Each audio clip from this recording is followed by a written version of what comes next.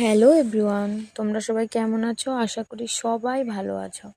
তো আজকে দেখতেই পারতাছো অনেক বিজি, কারণ মা গেছে গা উদয়পুর মাসির বাড়িতে। তো এখন আমি কাজ করতেছি সব, আবার টিউশনিও আছে। তো আজকে আমি সকাল সকালে উঠতে গেছি গা, দেখতেছো যে লাইটও জ্বলতেছে ঘরের ভিতরে, মানে বেশি সকালে উঠতে গেছি গা।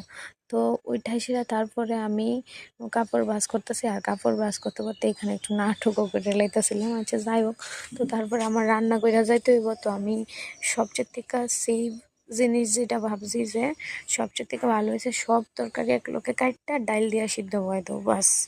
তো এটাই করলাম আমি, শর্টকাটে এটাই আমার মাথাতে আইছে। তারপরে দেখো আমি ডালের লগে এটি সব সিদ্ধ বয়া দিছি, সিদ্ধ বয়া তারপরে সিদ্ধ যখন হয়ে গেছিল, তারপরে আমি ডাল যেমনভাবে সোমবার তেমনভাবে সোমবার দিয়ে লাইছি।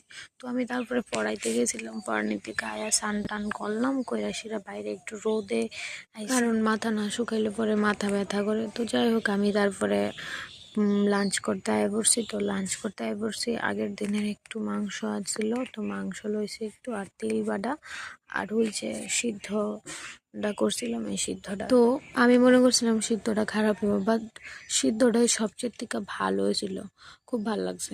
তো তারপরে আমার একটু মাথার ভিতরে ক্রিয়েটিভিটি লাগছে, তো আমি ভাবছি যে এটা দিয়ে আমি গীতা বানাইতে পারি। তো আমার কাছে অনেক জিনিস এরকম ফেরা আছিল, তো আমি এটা দিয়ে এটা বানাইছি। আমি জানি না আমি কি বুঝছা চাল দিছি, কারণ আমি সকালবেলা রাঁধছি, রাত্রেবেলায় ভাত নেই, ভাই আর আমি শুধু খাওয়াই না। তো যাই হোক, আমি রাত্রেবেলা চিরার পোলাও খাই লাইছি, ভাই একটু ভাত আছিল, ভাই খাই লাইছিল।